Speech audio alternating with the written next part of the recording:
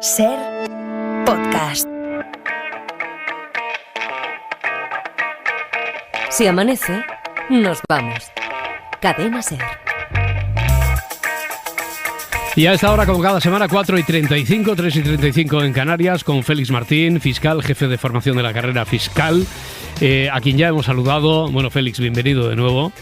Un placer, Roberto, como siempre. Oye, no voy a dar nombres, no voy a dar detalles, pero yo creo que no se merece la audiencia que la dejemos con el suspense de en qué consistió esa rocambolesca casualidad que se dio el día que te ofrecí, que pasabas por aquí, igual que hoy, en una circunstancia parecida, y te dije, venga, un número del 1 al 16, y dijiste un número al azar. Y es que, lo digo porque esto explicaría que esta sección, que tiene cierto éxito y cierta penetración, sobre todo tiene un share importante entre los miembros de la carrera fiscal.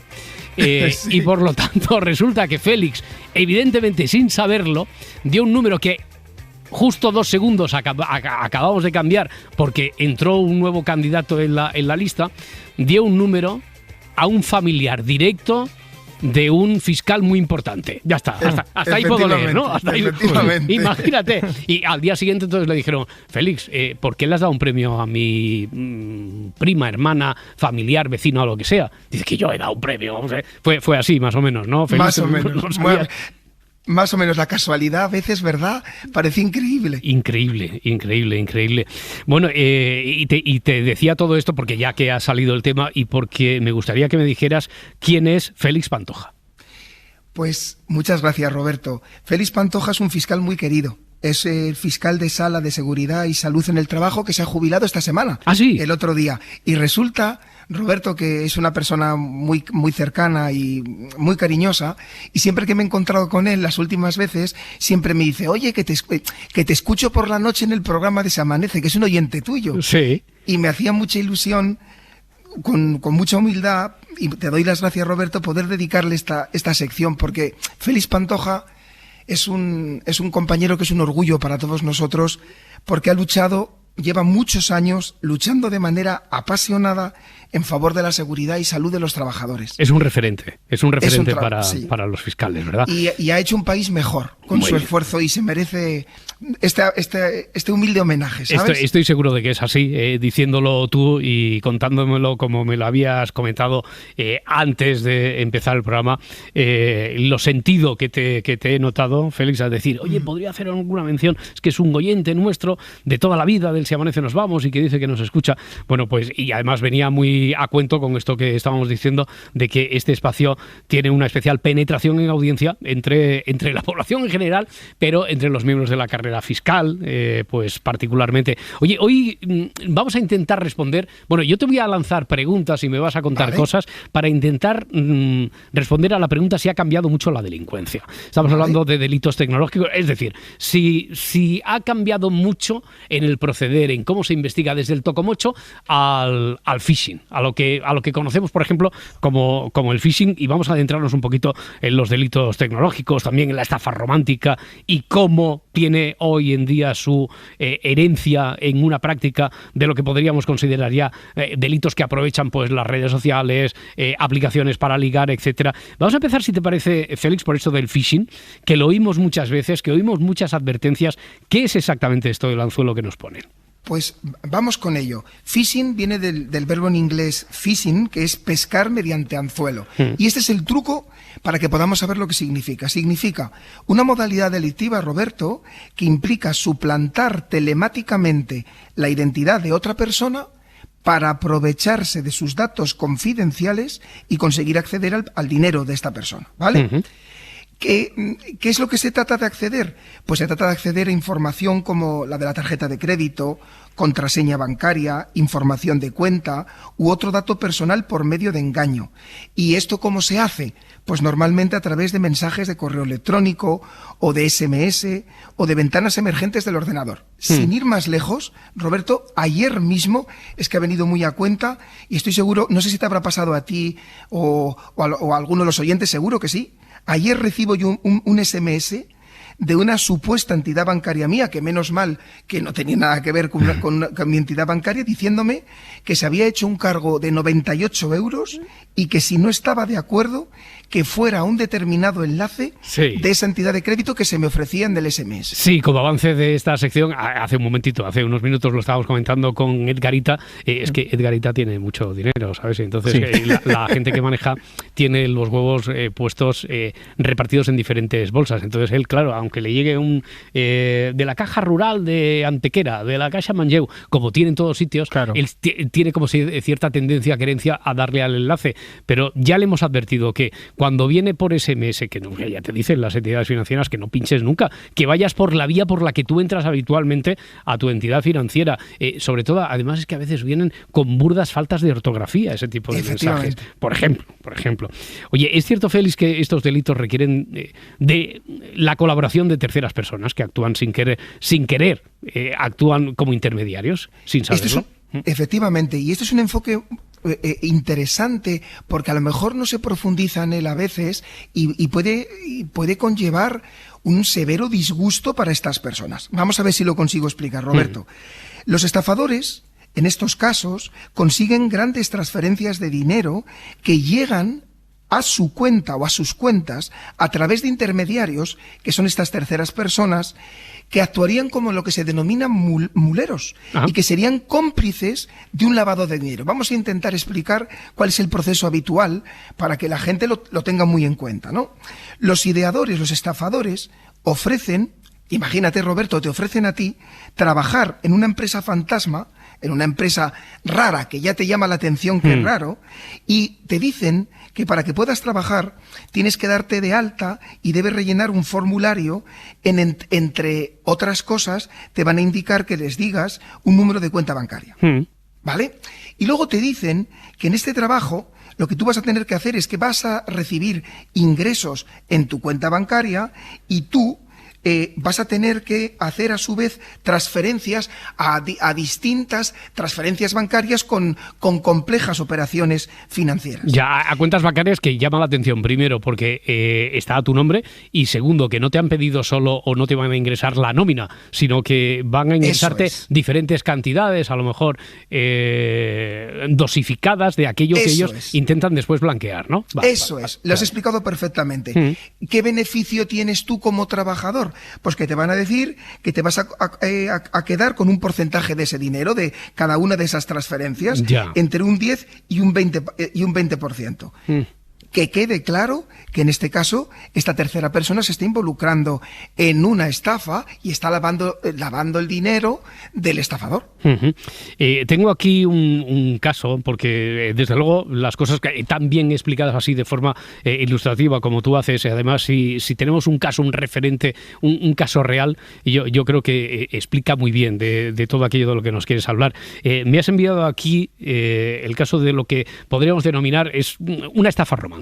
Sí. La víctima sería Francisco, acusados Claudio y Vanessa. Es un caso 100% real. Imagino que a lo mejor hemos cambiado los nombres, ¿no? Para que no haya ningún tipo de conflicto con la identidad de alguno de los implicados. Bueno, pues diríamos que Francisco, entre noviembre del año 2015 y noviembre del 2016, estuvo apuntado a una página web de citas para personas solteras, gays, denominada XYZ. Y a través de esa aplicación contactó con un chico que se presentaba como John, quien resultó ser un perfil falso creado por el acusado, Claudio, llegando a intercambiarse números de teléfono para poder hablar al poco de iniciar esta amistad, y bajo la creencia de estar hablando con John, que le había dado ese número de teléfono para facilitar la comunicación, para que fuera más fluida. El acusado le dijo que tenía ciertos problemas, llegó a concretar una cita con su mejor amiga, ¿con el fin de qué? De que se los pudiera explicar mucho mejor, personándose la que ahora ya conoceremos como la acusada, Vanessa, para hablar con Francisco. Bueno, como Francisco, pues John se había ganado la confianza de Francisco después de lo que le cuenta la amiga. Empieza a entregarle cantidades de dinero, algunas por transferencia o ingresos bancarios, otras en mano, se lo empieza a entregar a su mejor amiga, a esta tal Vanessa. Él, Francisco, absorbido por esa relación, confiando en la veracidad de todo lo que le había contado a Vanessa, bueno, pues como consecuencia de esos pequeños ingresos, llegó a entregar en diferentes momentos cantidades de dinero que llegaron a alcanzar la suma de 25.000 euros. Este es el caso, ¿no? Así, más o menos, grosso modo. Lo has explicado muy bien y efectivamente es un caso real. Es un caso real. Estamos aquí ante un delito porque, claro, aquí está actuando una persona confiada de y actuando voluntariamente, ingresando, pero a la vez siendo engañada, ¿no? ¿Tú qué piensas? Lo has explicado fenomenal, Roberto. ¿Tú o sea, tu instinto, qué te dice a ti? ¿Tú crees que es una estafa? ¿Crees que no lo es? ¿Tú qué piensas? Yo tengo problemas y ahora también nos vamos a meter aquí, a veces para diferenciar entre engaño, estafa, no sé cuál es la figura legal en este caso. Yo diría que es una estafa, porque claro, ha urdido todo ese plan para... Claro, cuando se practica el tocomocho también la persona entrega voluntariamente, pero después de un engaño. Y si una estafa es un engaño, yo diría que esto es una estafa, ¿o no? Vale, vamos a seguir el razonamiento que va a intentar a ver si te convence la contestación a la que lleguemos en ese proceso lógico. Primero, si me permites como premisa, vamos a intentar enseñar a los oyentes a diferenciar entre hurto, robo y estafa. Vale, a los oyentes y a nosotros mismos, sí, ¿verdad? Edgar, ¿tú lo tienes claro? ¿Tú tienes claro que es un hurto, robo, estafa? Estoy aguardando porque la verdad es que no, Venga. clarísimo no. Vamos a tomar apuntes. Cuenta, Félix. Vale. ¿Qué diferencia hay entre un hurto, un robo y una estafa? En el hurto nos encontramos ante una ausencia de voluntad del dueño. Si yo voy por la calle, tú estás hablando por teléfono móvil y te lo cojo de la mano y me voy corriendo, ahí estamos ante un hurto. Como ves, aquí no hay engaño. Ya. Aquí simplemente es alguien que con la ausencia de voluntad del dueño se hace dueño de una cosa ajena. ¿Vale? Hurto. Se transmuta en robo, sí. A esa ausencia de voluntad se le une violencia o intimidación, ¿vale? Si yo, por ejemplo, te pego un puñetazo para coger ese teléfono móvil o saco una navaja y te intimido para que me lo des, ¿vale? Ahí es robo. Ahí es robo. Vale. Esa es la diferencia entre el robo y el hurto. Pero, ¿qué diferencia hay cuando hay una estafa? Que hay un engaño. Esa es la clave. La palabra clave es que hay un engaño. Por lo tanto, sí que tenemos claro que en lo que hemos llamado estafa romántica, obviamente no es un hurto, obviamente no es un robo, porque efectivamente tú has dado la clave. Voluntariamente la víctima ha entregado ese dinero. Vale. Siguiente paso. La estafa tiene que tener 6 requisitos para considerarse delito, ¿vale? Vamos a ir repasando cada uno de ellos, ¿vale? Sí. Primero, tiene que haber un engaño precedente. Este engaño, Roberto, Edgar, se convierte en la espina dorsal, en el núcleo del delito. ¿Qué me decís? ¿De momento sí o no? Yo diría que sí. Yo sigo pensando que sí, pero igual estoy equivocado. A ver, ¿qué más? Seguimos. Ese engaño tiene que ser bastante. Aquí está la clave. ¿Qué quiere decir con bastante? Tiene que ser suficiente, tiene que ser proporcional, tiene que ser no un error burdo que hubiera llevado a cualquier persona a percatarse de que nos encontrábamos ante un engaño. Ya. Yo creo que aquí hay bastante engaño. Quiero decir que urde toda esa trama, se monta un perfil falso en las redes, en la aplicación está para ligar, utiliza una identidad falsa, utiliza a una amiga que es su cómplice, que a lo mejor no se llama ni cómo se llama, ni tiene el problema que dice tener. Yo sigo pensando que sí. Yo también. Vale. No es donde está la bolita. Los oyentes no me van a creer, pero es que son muy listos, el presentador y Edgar son gente muy lista, y voy a explicar el resto de los requisitos, pero habéis dado la clave al 100%. Al 100%. Fijaros, el tercer requisito es que ese engaño tiene que producir un error en el sujeto pasivo, en la víctima, que ese error le lleva a producir actos de disposición patrimonial, entregas de dinero, que tiene que haber un ánimo de lucro, un ánimo de obtener un beneficio económico por parte de los autores, y el último, que tiene que haber una relación causa-efecto entre el engaño y el perjuicio. Y como vosotros, como muy bien habéis explicado, yo he intentado, las veces que he tenido la suerte de poder estar aquí contigo, Roberto, de deciros que muchas veces todo depende del contexto y que al principio las cosas pueden ser blancas y negras, y en este caso habéis dado la clave del contexto. ¿Por qué? Porque, por supuesto, no es lo mismo que yo me haga amigo tuyo, que yo exagere una debilidad económica y que tú voluntariamente me prestes el dinero, en cuyo caso no hay ningún tipo de estafa, aunque yo haya exagerado mi situación. No es lo mismo a que yo cree perfiles falsos, que la policía demuestre que este señor, Claudio y Vanessa, habían creado más perfiles, que descubrieron que no tenían ningún tipo de dificultad económica, que descubrieron que las transferencias que hizo el pobre Francisco se repartían a partes iguales entre estos dos sujetos. Fijaros que ese contexto, en este caso, probó que el engaño era bastante y que los dos estaban involucrados. Y sobre todo podría ser básico demostrar que hubo otros incautos, ¿no? Que hubo otras víctimas, claro, y que por lo tanto era un modus operandi, por lo tanto, propio de una organización criminal. Que no sé, yo a veces cuando me meto en estos conflictos de terminología, igual estoy utilizando algo que sí que es del uso de la crónica negra, incluso periodística, pero a lo mejor no es la figura legal. Pero sí que me parece que este tal Claudio y Vanessa actuaban como una banda. Totalmente, claro, totalmente. Vale. Félix, me parece muy interesante. Yo creo que vamos a dejar para otro día también cómo afectan las consecuencias de los delitos tecnológicos, los delitos modernos, a grupos de edad vulnerables por arriba y por abajo, que sería tanto los menores como las personas mayores, a lo mejor unos por una razón, otros porque a nadie se le escapa, que pueden estar más indefensos. Ha sido un placer, como siempre, hemos aprendido mucho. Feliz Navidad, Félix Martín. Igualmente para ti, para Edgar y para todos los oyentes. Muchas gracias un abrazo. por dejarme participar con vosotros. Gracias a ti, un placer. Hasta luego, Félix. Adiós, hasta luego.